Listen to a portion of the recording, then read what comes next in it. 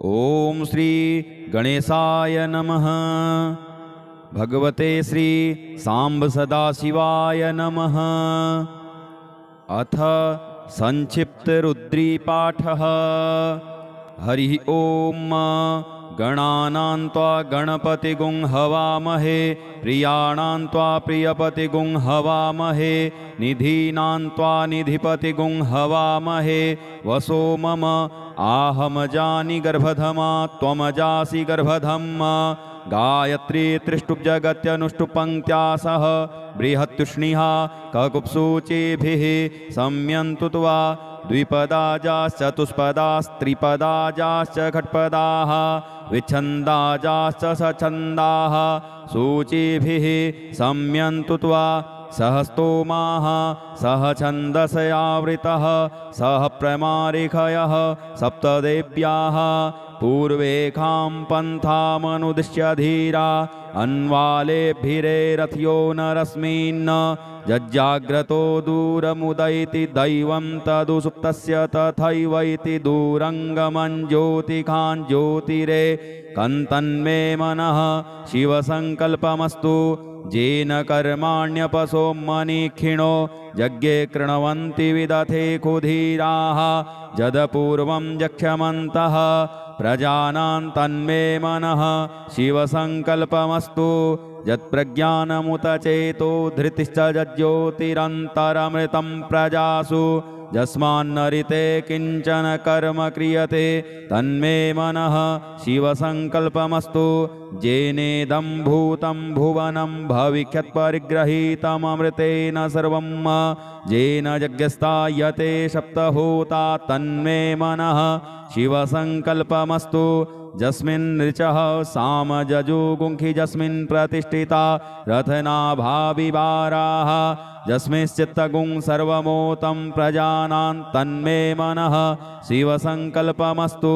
सुखारथिरस्वान्निव जन्मनुख्या नेनीयते भीषुभिर्वार्जिन इव हृत्प्रतिष्ठं यदजिरञ्जविष्ठं तन्मे मनः शिवसङ्कल्पमस्तु। हरि ओम। सहस्रशेरेखा पुरुषः सहस्राक्षः सहस्रपात् स भूमिगुं सर्वतस्पृत्वात् तिष्ठद्दशाङ्गुलं पुरुष एवेदगुं सर्वं यद्भूतं यच्च भाव्यं उतामृतत्वशेषानो यदन्ये नातिरोहति एतावानस्य महिमातो ज्यायाश्च पुरुषः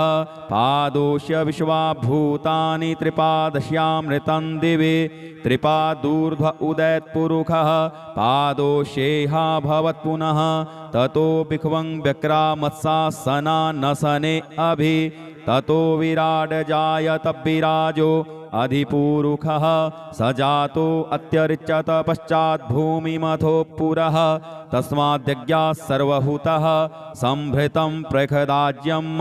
पशुस्ताश्चक्रे वायव्या नारण्या ग्राम्याश्च जे तस्माद्यज्ञाः सर्वभूतरिचः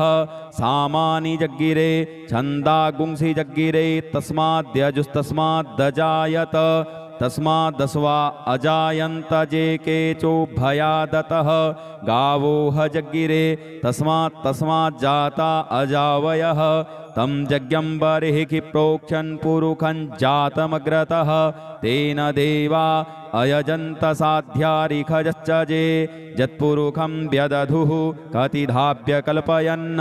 मुखं किमस्यासीत् किं बाहु किमूरु पादा उच्येते ब्राह्मणोऽस्य मुखमासीत् बाहुराजन्यः कृतः ऊरु तदस्य यद्वैश्यः पद्भ्याङ्गुंशूद्रो अजायत चन्द्रमा मनसो जातश्चक्षोः सूर्यो अजायत श्रोत्राद्वायुश्च प्राणश्च मुखादग्निरजायत नाभ्या आसीदन्तरिक्षगुं श्रीष्णोर्द्यौहौ समवर्तत पद्भ्यां भूमिर्दिशः श्रोत्रात् तथा लोकान् अकल्पयन् यत्पुरुषेण हविखा देवा यज्ञमतन्वत वसन्तो स्यासीदाज्यं ग्रीष्म इधमः शरद्धविः सप्तास्यासन् परिधयस्त्रिः सप्तसमिधः कृताः देवा यदज्ञन्तन्वानान् नावधनन् पुरुखं पशुम् जदनेन जदनमयजन्त देवास्तानि धर्माणि प्रथम न्यासन्न ते हनाकं महिमानः सचन्त यत्र पूर्वे साध्याः सन्ति देवाः अद्भ्यः संभृतः पृथिव्यैरसाश्च विश्वकर्मणः समवर्तताग्रे तस्य त्वष्टा विददद्रूपमेति तन्मर्तस्य देवत्वमाजानमग्रे वेदाहमेतं पुरुखं महान्तमादित्यवर्णन्तमशः परस्तात् तमेव विदित्वाति मृत्युमेति नान्यः पन्था विद्यते अनाय प्रजापतिश्चरति गर्भे अन्तर्जायमानो बहुधा विजायते तस्य योनिं परिपश्यन्ति धीरास्तस्मिन् हतस्थुर्भुवनानि विश्वा जो देवेभ्य आतपति जो देवानां पुरोहितः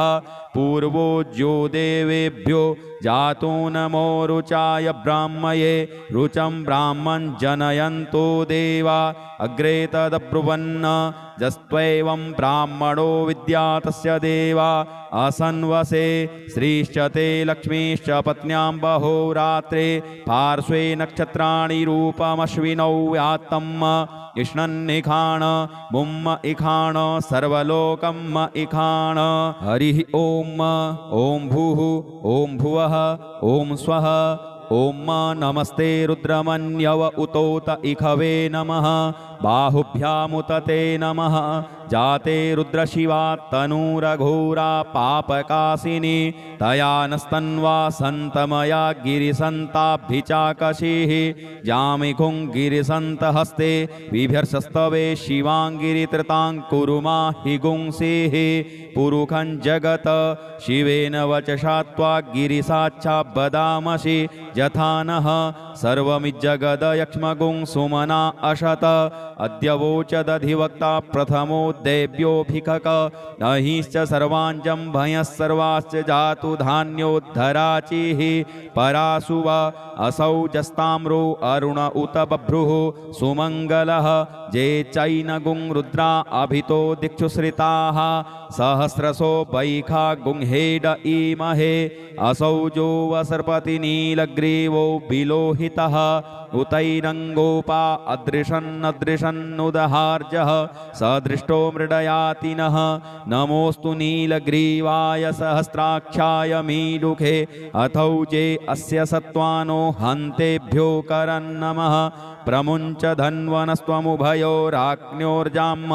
जाश्च ते हस्त इखवः पराता भगवो वप विजं धनुः कपर्दिनो विशल्यो बाणवा उत अनेसन्यस्य जा इखव आभुरस्य निखङ्गधिः जाते हेत्रिमि दुष्टमहस्ते बभूवते धनुः तयास्मान् विश्वतस्त्वमयक्ष्मया परिभुज परिते धन्वनो हेतिरस्मान् वृणुक्तो विश्वतः अथौज इखुदिस्तवारे अस्मन्निधेहि तम् अवतत्य धनुष्टगुं सहस्राक्षसते खुदे निशीर्य शल्यानां मुखा शिवो नः सुमना भव नमस्ते आयुधाय नातताय धृष्णवे उभाभ्यामुतते नमो बाहुभ्यां तव धन्वने मानो महान्तमुतमानो अर्भकं मान उक्षन्तमुतमान उक्षितं मानो बधिः पितरं मोतमातरं मानः प्रियास्तन्नो रुद्ररेरिखः मानस्तो केतनये मान आयुखिमानो गोखुमानो अश्वेखुरेरिखः मानो वीरानुद्रभामिनो वधीर्ह विखमन्तः सदमित्वा हवामहे ॐ स्वः ॐ भुवः ॐ भूः हरिः ॐ ऋचं वाचं प्रपद्ये मनोजजुः प्रपद्ये शाम प्राणं प्रपद्ये चक्षुः श्रोत्रं प्रपद्ये वागोजः सहौजो मयि प्राणापानौ जन्मे छिद्रं चक्षुषो हृदयस्य मनसो वाति तृणं बृहस्पतिर्मे तद्दधातु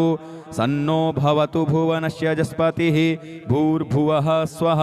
तत्सवितुर्वरेण्यं भर्गो देवस्य धीमहि धियो यो नः प्रचोदयात् कया नश्चित्र आभुवदूति सदा हृदः सखा कया सचिष्टया वृता कस्त्वा सत्यो मदानामगुंहिष्टो मत्सदन्धसः दृढाचिदारुजे वसु अभिखुणः सखीनामविता जरित्रीणां सतं भवास्योतिभिः कया त्वन्न ऊत्याभिप्रमन्दशे बृखन्न कया स्तोत्रिभ्य आभर इन्द्रो विश्वस्य राजति सन्नो अस्तु द्विपदे शञ्चतुष्पदे सन्नो मित्रः संवरुणः सन्नो भवत्वर्जमा शन्न इन्द्रो बृहस्पतिः सन्नो विष्णुरुक्रमः सन्नो वातः पवतागुं शन्नस्तपतु सूर्यः सन्नः कनिकृतदेवः पर्जन्यो अभिवरेखतु अहानिशं भवन्तु नः शगुं रात्रिः प्रतिधीयताम् सन्न इन्द्राग्नि भवतामवोभिः सन्न इन्द्रावरुणा रातहव्या शन्न इन्द्रापूखणा वाजिषातौ शमिन्द्रा सोमा सुविताय संजोः सन्नो देवीरविष्टय आपो भवन्तु पीतये संजोरविस्रवन्तु नः शोना पृथविनो भवानिक्षरान्निवेशने यच्छानः सर्मष प्रथाः आपोहिष्टामयो भुवस्तान ऊर्जे दधातन महेरणाय चक्षसे यो वः शिवतमो रसस्तस्य भाजयते हनः उषतीरिव मातरः तस्मा अरङ्गमामवो जशयाय चिन्वथ आपो जनजथाचनः द्यौहौ शान्तिरन्तरिक्षगुं शान्तिः पृथिवी शान्तिरापः शान्ति ओषधयः शान्तिः वनस्पतयः शान्तिर्विश्वे देवाः शान्तिर्ब्रह्म शान्तिः सर्वगुं शान्तिः शान्तिरेव शान्तिः श्यामा शान्तिरेधि धृते द्रिगुं हमा मित्रस्य मा चक्षुषा सर्वाणि भूतानि समीक्ष्यन्तां मित्रस्याहं चक्षुषा सर्वाणि भूतानि समीक्षे मित्रस्य चक्षुषा समीक्ष्यामहे धृते द्रिगुं हमा जोक्ते सन्दृशिजीव्या संजोक्ते सन्दृशिजीव्यासम् नमस्ते हरसे सोचिखे नमस्ते अस्पर्चिखे अन्यास्ते अस्मत्तपन्तु हेतयः पावको अस्मभ्यगुं शिवो भव नमस्ते अस्तु विद्युते नमस्ते स्तनैत्नवे नमस्ते भगवन्नस्तु यतः स्वः समीहसे यतो यतः समीहसे ततो नो अभयं कुरु सन्नः कुरु प्रजाभ्यो भयन्नः पशुभ्यः सुमित्रियान् आप ओषधयः सन्तु दुर्मित्रियास्तस्मै सन्तु जो अस्मान् द्वेष्टि अंच वयं द्विक्मः तच्चक्षुर्देव हितं पुरस्तात् शुक्रमुच्चरत पश्येम सरदः सतं जीवेम सरदः सतगुं शृणुयाम सरदः सतं पब्रवाम सरदः सतमदीनाः श्याम सरदः सतं भूयश्च सरदः सतात्त हरिः ओम स्वस्ति न इंद्रो वृधस्रवाः स्वस्ति नः पूषा विश्ववेदाः स्वस्ति नस्तारक्षो अरिष्टनेमिः स्वस्ति नो बृहस्पतिर्दधातु ओम पयः पृथिव्यां पय ओषधीकुपयो दिव्यन्तरिक्षे पयोधाः पयस्वतीः प्रदिशः सन्तु मह्यम् ओम विष्णोरराटमशि विष्णोः स्नप्थेस्थो विष्णोः शूरशि विष्णो ध्रुवोषि वैष्णवमशि विष्णवे त्वा ओम अग्निर्देवता वातो देवता सूर्यो देवता चंद्रमा देवता वसवो देवता रुद्रा देवता दित्या देवता मरुतो देवता विश्वे देवा देवता बृहस्पतिर्देवतेन्द्रो देवता वरुणो देवता ओम सद्यो जातं प्रपद्यामि सद्यो जाताय वै नमो नमः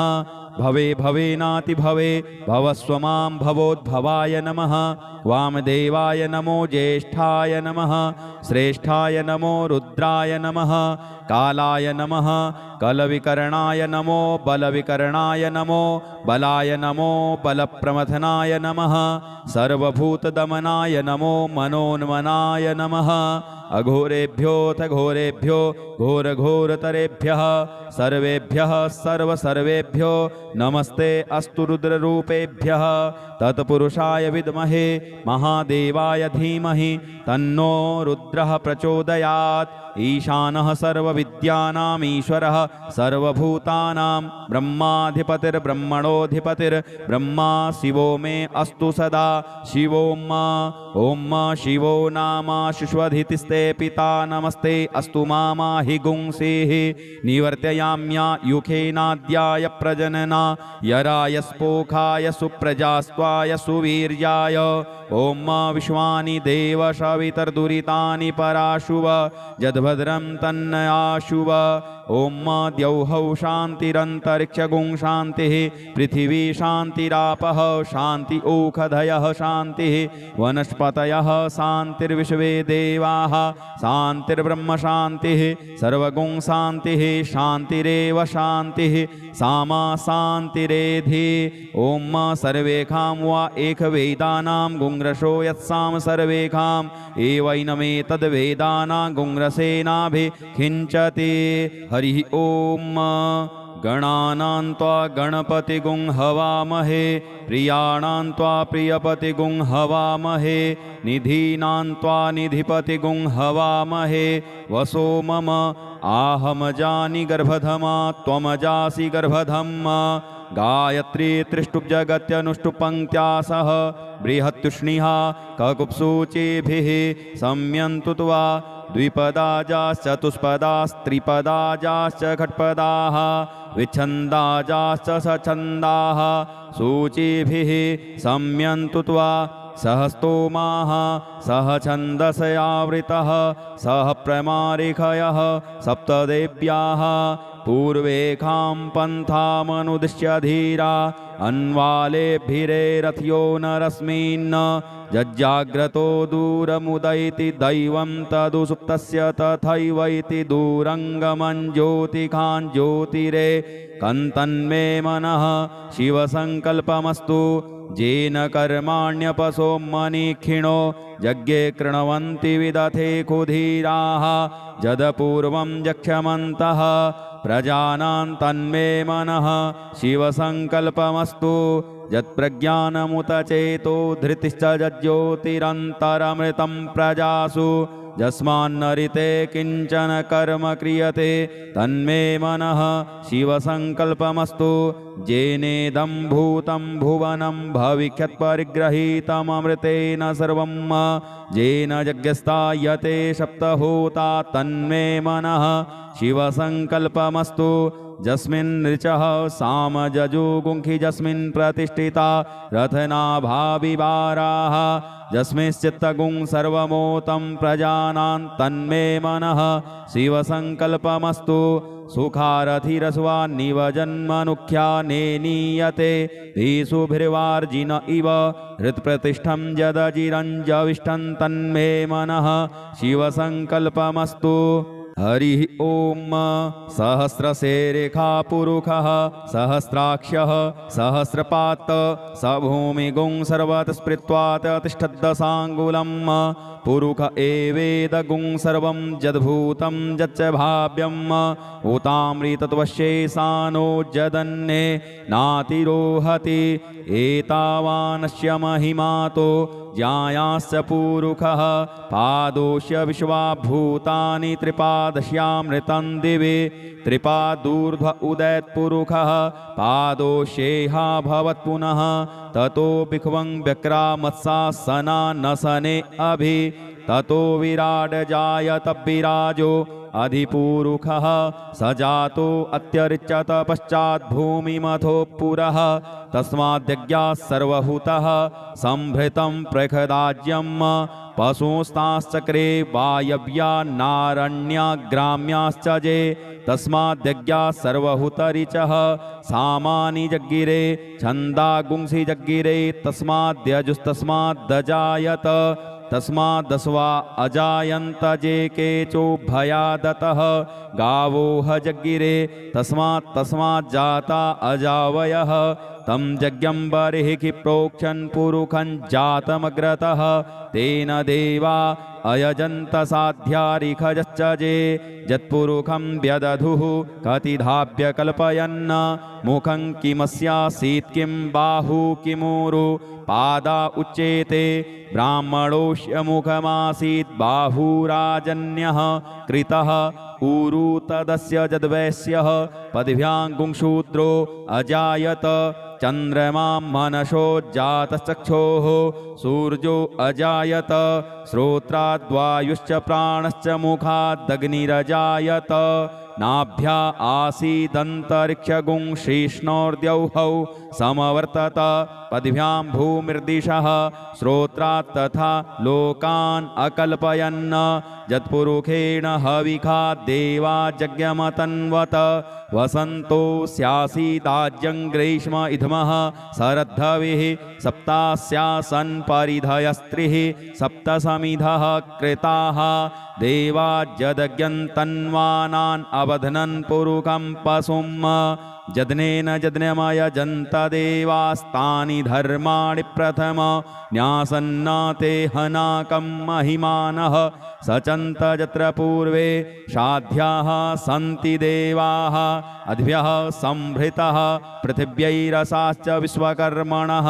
समवर्तताग्रे तस्य त्वष्टा विददद्रूपमेति तन्मर्तस्य देवत्वमाजानमग्रे वेदाहमेतं पुरुखं महान्तमादित्यवर्णन्तमशः परस्तात्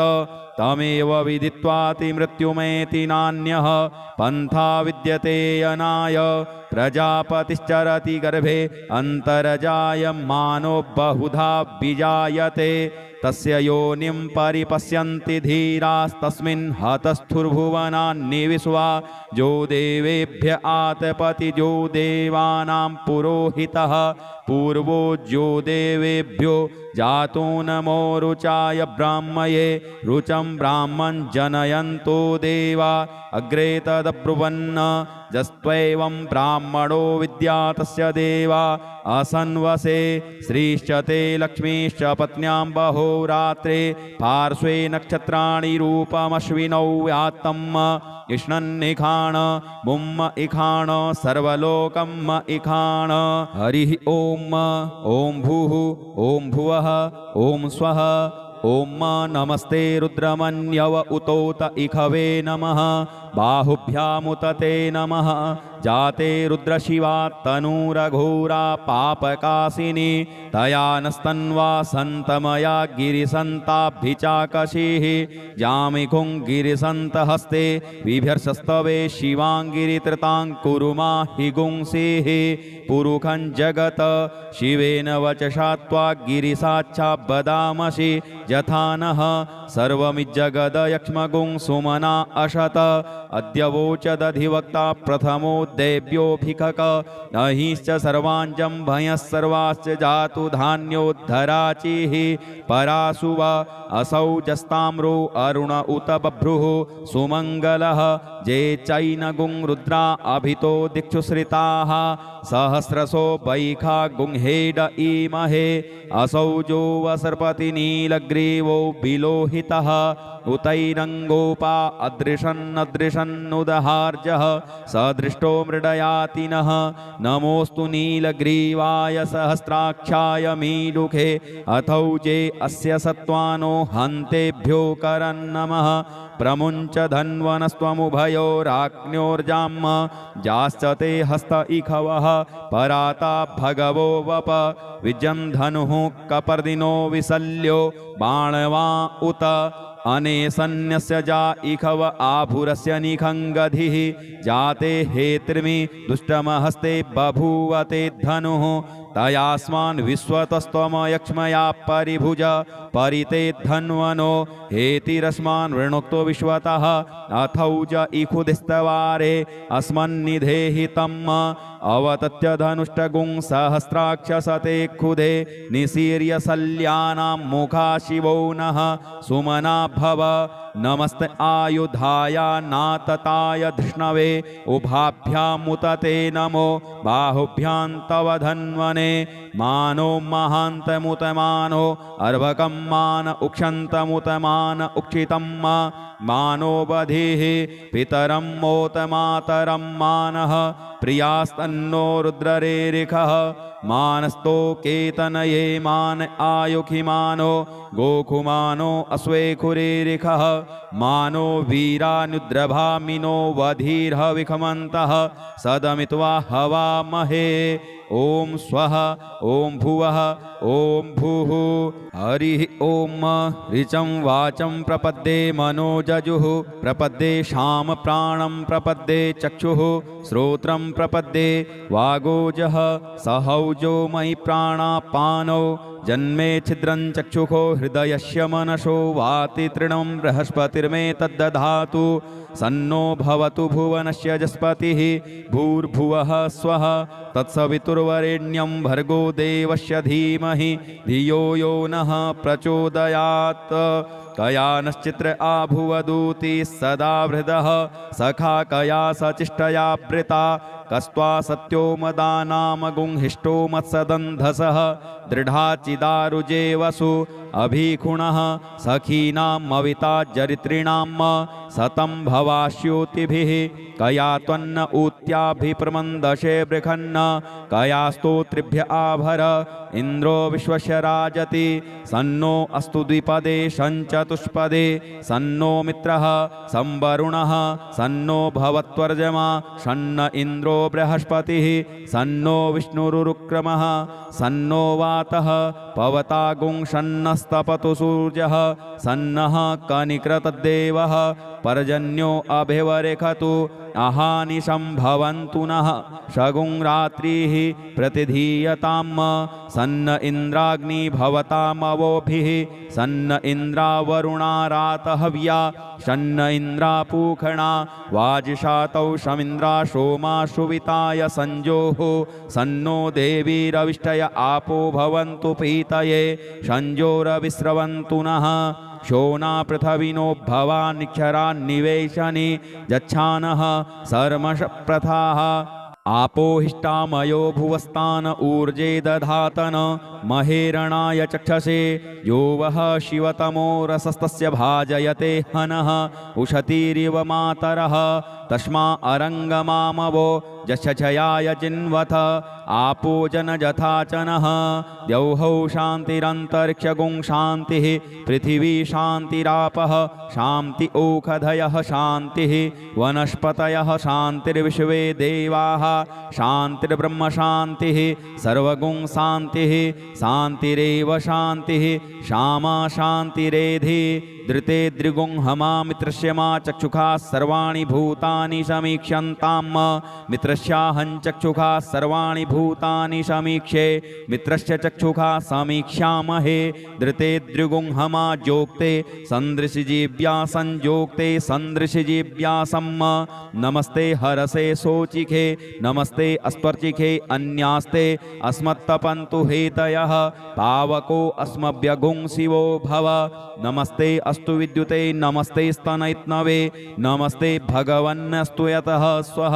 समीहसे यतो यतः समीहसे ततो नो अभयं कुरु सन्नः कुरु प्रजाभ्यो भयन्नः पशुभ्यः सुमित्रियान् आप ओषधयः सन्तु दुर्मित्रियास्तस्मै सन्तु जो अस्मान् द्वेष्टियं च वयं द्विक्मः तच्चक्षुर्देवहितं पुरस्तात् शुक्रमुच्चरत पश्येम सरदः सतं जीवेम सरदः सतगुं शृणुयाम सरदः सतं पब्रवाम सरदः सतमदीनाः श्याम सरदः सतं भूयश्च सरदः सतात्त हरिः ॐ स्वस्ति न इन्द्रो वृधस्रवाः स्वस्ति नः पूषा विश्ववेदाः स्वस्ति नस्तारक्षो अरिष्टनेमिः स्वस्ति नो बृहस्पतिर्दधातु ॐ पयः पृथिव्यां पय ओषधीकुपयो दिव्यन्तरिक्षे पयोधाः पयस्वतीः प्रदिशः सन्तु मह्यम् ॐ विष्णोरराटमशि विष्णोः स्नप्थेस्थो विष्णोः शूरशि विष्णो ध्रुवोषि वैष्णवमशि विष्णवे त्वा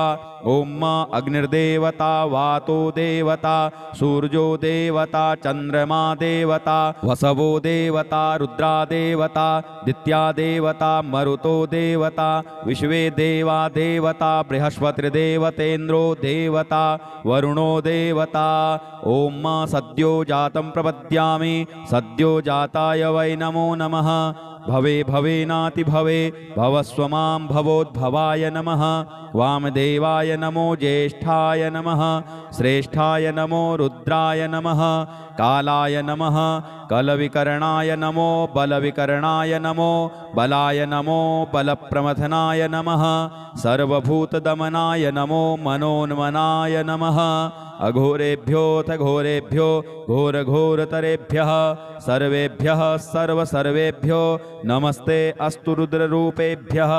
तत्पुरुषाय विद्महे महादेवाय धीमहि तन्नो रुद्रः प्रचोदयात् ईशानः सर्वविद्यानाम् ईश्वरः सर्वभूतानां ब्रह्माधिपतिर्ब्रह्मणोऽधिपतिर्ब्रह्मा शिवो मे अस्तु सदा शिवो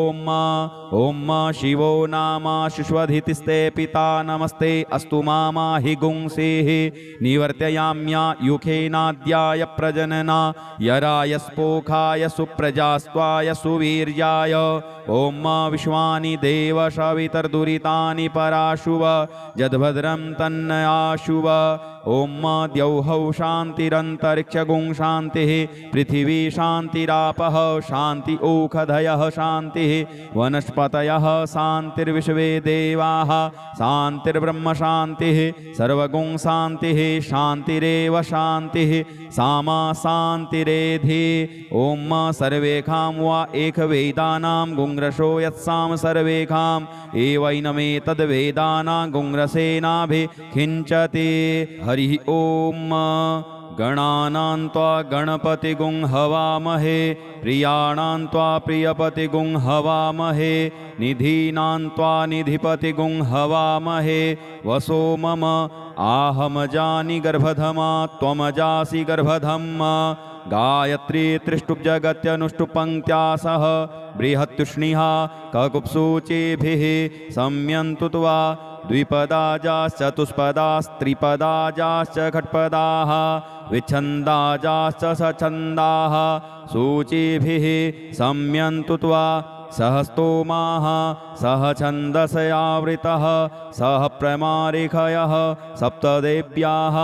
पूर्वेखां पन्थामनुदिश्य धीरा अन्वालेभिरेरथ्यो नरस्मिन् जज्जाग्रतो दूरमुदयति दैवं तदुसुप्तस्य तथैवैति दूरङ्गमं ज्योतिखां ज्योतिरे कन्तन्मे मनः शिवसङ्कल्पमस्तु येन कर्माण्यपसो मनीक्षिणो यज्ञे कृण्वन्ति विदथे कुधीराः यदपूर्वं यक्षमन्तः प्रजानां तन्मे मनः शिवसङ्कल्पमस्तु यत्प्रज्ञानमुत चेतो धृतिश्च यज्ज्योतिरन्तरमृतं प्रजासु यस्मान्नरिते किञ्चन कर्म क्रियते तन्मे मनः शिवसङ्कल्पमस्तु येनेदं भूतं भुवनं भविष्यत्परिगृहीतममृतेन सर्वं येन यज्ञस्तायते सप्तहोता तन्मे मनः शिवसङ्कल्पमस्तु यस्मिन् ऋचः सामजजुगुंखि यस्मिन् प्रतिष्ठिता रथनाभाविवाराः यस्मिंश्चित्तगुं सर्वमोतं प्रजानां तन्मे मनः शिवसङ्कल्पमस्तु सुखारथिरस्वान्निव जन्मनुख्या नेनीयते धीसुभिर्वार्जिन इव हृत्प्रतिष्ठं यदजिरञ्जविष्ठं तन्मे मनः शिवसङ्कल्पमस्तु हरिः ॐ सहस्रशेरेखा पुरुषः सहस्राक्षः सहस्रपात् स भूमिगुं सर्वतः स्पृत्वा तिष्ठद्दशाङ्गुलम् पुरुष एवेदगुं सर्वं यद्भूतं यच्च भाव्यम् उतामृतत्वशेषानो जदन्ये नातिरोहति एतावानस्य महिमातो ज्यायाश्च पुरुषः पादोष्य विश्वाभूतानि त्रिपादश्यामृतं दिवि त्रिपादूर्ध्व उदयत्पुरुषः पादोष्येहा भवत्पुनः ततो बिख्वं व्यक्रामत्सासना नसने अभि ततो विराड जायत विराजो अधिपूरुखः स जातो अत्यर्चत पश्चात् भूमिमथो पुरः तस्माद्यज्ञाः सर्वभूतः संभृतं प्रखदाज्यम् पशुस्ताश्चक्रे वायव्या नारण्या ग्राम्याश्च जे तस्माद्यज्ञाः सर्वभूतरिचः सामानि जग्गिरे छन्दागुंसि जग्गिरे तस्माद्यजुस्तस्माद्दजायत तस्मादस्वा अजायन्त जे केचोभयादतः गावोह जग्गिरे तस्माज्जाता अजावयः तं यज्ञं बर्हिः प्रोक्षन् पुरुखं जातमग्रतः तेन देवा अयजन्त साध्यारिखजश्च जे यत्पुरुखं व्यदधुः कतिधाभ्य कल्पयन् मुखं किमस्यासीत् किं बाहु किमूरु पादा उच्येते ब्राह्मणोऽस्य मुखमासीत् बाहुराजन्यः कृतः ऊरु तदस्य जद्वैश्यः पद्भ्याङ्गुंशूद्रो अजायत चन्द्रमा मनसो जातश्चक्षोः सूर्यो अजायत श्रोत्राद्वायुश्च प्राणश्च मुखादग्निरजायत नाभ्या आसीदन्तरिक्षगुं श्रीष्णोर्द्यौहौ समवर्तत पद्भ्यां भूमिर्दिशः श्रोत्रात् तथा लोकान् अकल्पयन् यत्पुरुखेण हविखा देवा यज्ञमतन्वत वसन्तो स्यासीदाज्यं ग्रीष्म इध्मः शरद्धविः सप्तास्यासन् परिधयस्त्रिः सप्तसमिधः कृताः देवा यदज्ञन्तन्वानान् अवध्नन् पुरुखं पशुं जज्ञेन जज्ञमयजन्त देवास्तानि धर्माणि प्रथम न्यासन्न ते हनाकं महिमानः सचन्त यत्र पूर्वे साध्याः सन्ति देवाः अद्भ्यः संभृतः पृथिव्यैरसाश्च विश्वकर्मणः समवर्तताग्रे तस्य त्वष्टा विददद्रूपमेति तन्मर्तस्य देवत्वमाजानमग्रे वेदाहमेतं पुरुखं महान्तमादित्यवर्णन्तमशः परस्तात् तमेव विदित्वाति मृत्युमेति नान्यः पन्था विद्यते अनाय प्रजापतिश्चरति गर्भे अन्तर्जायमानो बहुधा विजायते तस्य योनिं परिपश्यन्ति धीरास्तस्मिन् हतस्थुर्भुवनानि विश्वा जो देवेभ्य आतपति जो देवानां पुरोहितः पूर्वो जो देवेभ्यो जातो नमो रुचाय ब्राह्मये रुचं ब्राह्मं जनयन्तो देवा अग्रे तदब्रुवन् जस्त्वैवं ब्राह्मणो विद्या तस्य देवा असन्वसे श्रीश्च ते लक्ष्मीश्च पत्न्यां बहोरात्रे पार्श्वे नक्षत्राणि रूपमश्विनौ व्यात्तम् इष्णन्निखाण मुम्म इखाण सर्वलोकम् इखाण हरिः ॐ भूः ॐ भुवः ॐ स्वः ॐ नमस्ते रुद्रमन्यव उतोत इखवे नमः बाहुभ्यामुत ते नमः जाते रुद्रशिवा तनूरघोरा पापकाशिनी तया नस्तन्वा सन्तमया गिरिसन्ताभिचाकशीः जामिखुं गिरिसन्तहस्ते बिभर्षस्तवे शिवाङ्गिरितृताङ्कुरुमा हि गुंसीः पुरुखं जगत शिवेन वचसा त्वा गिरिसाच्छाबदामसि यथा नः सर्वमिज्जगदयक्ष्मगुं सुमना अशत अद्य वोचदधिवक्ता प्रथमो देव्योऽभिकक अहिश्च सर्वाञ्जं भयः सर्वाश्च जातु धान्योद्धराचिः पराशुव असौ जस्ताम्रो अरुण उत बभ्रुः सुमङ्गलः जे चैनगुं रुद्रा अभितो दिक्षुश्रिताः सहस्रशो वैखा गुंहेड ईमहे असौ जो वसर्पति नीलग्रीवो विलोहितः उतैरङ्गोपा अदृशन्नदृशन्नुदहार्जः सदृष्टो मृडयातिनः नमोऽस्तु नीलग्रीवाय सहस्राक्षाय मीडुखे अथौजे अस्य सत्त्वानो हन्तेभ्यो करन्नमः प्रमुञ्च धन्वनस्त्वमुभयोराज्ञोर्जाम् जाश्च ते हस्त इखवः पराता भगवो वप विजं धनुः कपर्दिनो विशल्यो बाणवा उत अनेसन्यस्य जा इखव आभुरस्य निखङ्गधिः जाते हेत्रिमि दुष्टमहस्ते बभूवते धनुः तयास्मान् विश्वतस्त्वमयक्ष्मया परिभुज परिते धन्वनो हेतिरस्मान् वृणोक्तो विश्वतः अथौज इखुदिस्तवारे अस्मन्निधेहि तम् अवतत्य धनुष्टगुं सहस्राक्षसते खुदे निसीर्य सल्यानां मुखा शिवो नः सुमना भव नमस्ते आयुधाय नातताय धृष्णवे उभाभ्यामुतते नमो बाहुभ्यां तव धन्वने मानो महान्तमुतमानो अर्भकं मान उक्षन्तमुतमान उक्षितं मानो बधिः पितरं मोतमातरं मानः प्रियास्तन्नो रुद्ररेरिखः मानस्तो केतनये मान आयुखिमानो गोखुमानो अश्वेखुरेरिखः मानो वीरानुद्रभामिनो वधीर्ह विखमन्तः सदमित्वा हवामहे ओम स्वः ओम भुवः ओम भूः हरिः ओम ऋचं वाचं प्रपद्ये मनोजजुः प्रपद्ये शाम प्राणं प्रपद्ये चक्षुः श्रोत्रं प्रपद्ये वागोजः सहौजो मयि प्राणापानौ जन्मे छिद्रं चक्षुषो हृदयस्य मनसो वाति तृणं बृहस्पतिर्मे तद्दधातु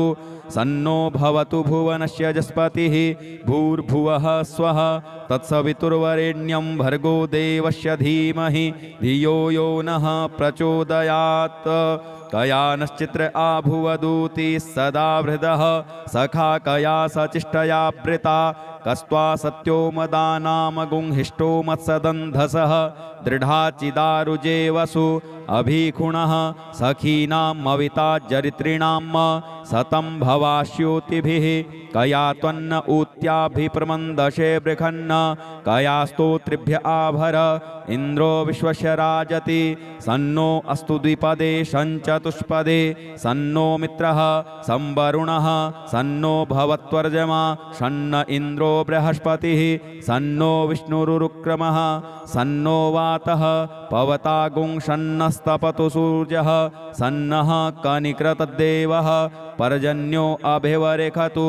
अहानिशं भवन्तु नः शगुं रात्रिः प्रतिधीयताम् सन्न इन्द्राग्नि भवतामवोभिः सन्न इन्द्रावरुणा रातहव्या सन्न इन्द्रापूखणा वाजिषातौ शमिन्द्रा सोमा सुविताय संजोः सन्नो देवीरविष्टय आपो भवन्तु पीतये संजोरविस्रवन्तु नः शोना पृथविनो भवानिक्षरान्निवेशनि यच्छानः सर्मष प्रथाः आपोहिष्टामयो भुवस्तान ऊर्जे दधातन महेरणाय चक्षसे यो वः शिवतमो रसस्तस्य भाजयते हनः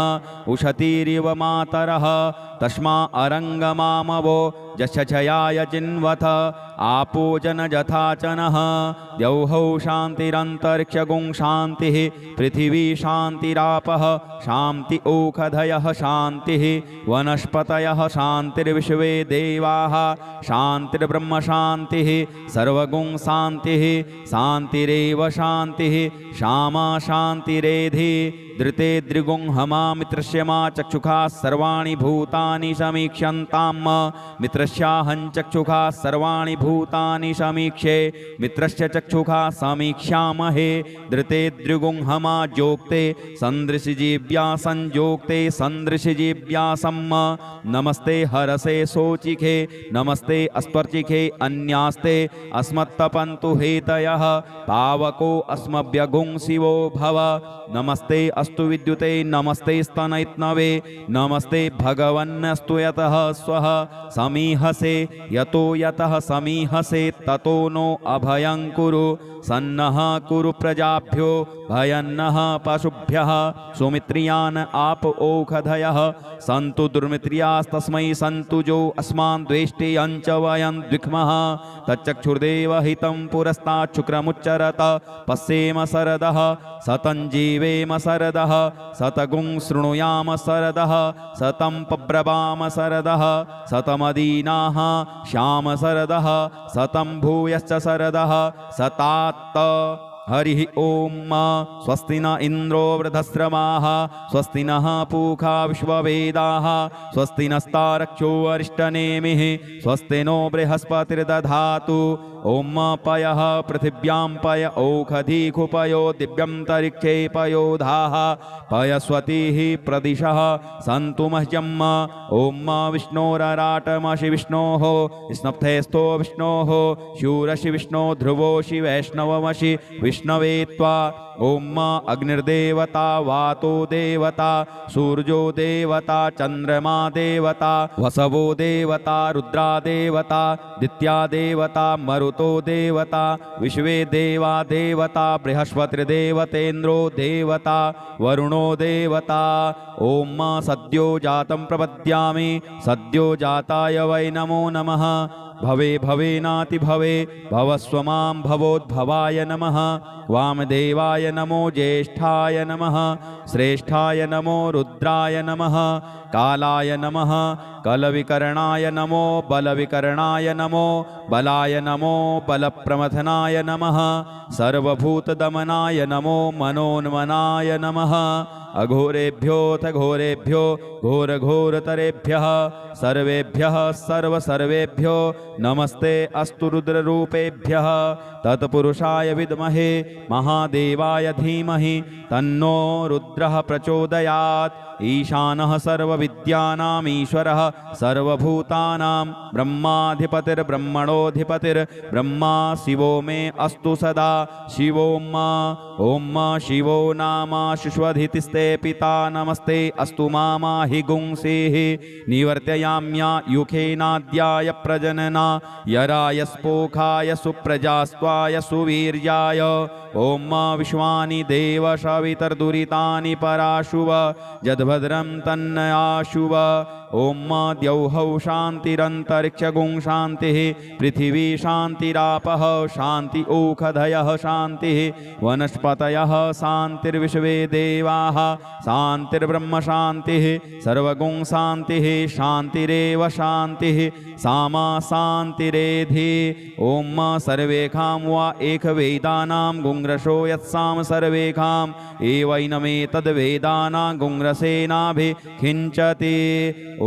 शान्तिः शान्तिः शान्तिः सुशान्तिर्भवतु सर्वा अरिष्टसुशान्तिर्भवतु नमः पार्वतीपतये हर हर हर महादेव शम्भो यदक्षरपदभ्रष्टं मात्राहीनं च यद्भवेत् तत्सर्वं क्षम्यतां देव प्रसीद परमेश्वर अनेन कृतेन श्री रुद्राभिषेककर्मणा श्री भवानी शंकर महारुद्रः प्रियतां न मम ओम श्री सांब सदा शिवार्पणमस्तु हर हर महादेव हर हर महादेव हर हर महादेव शंभो ओम।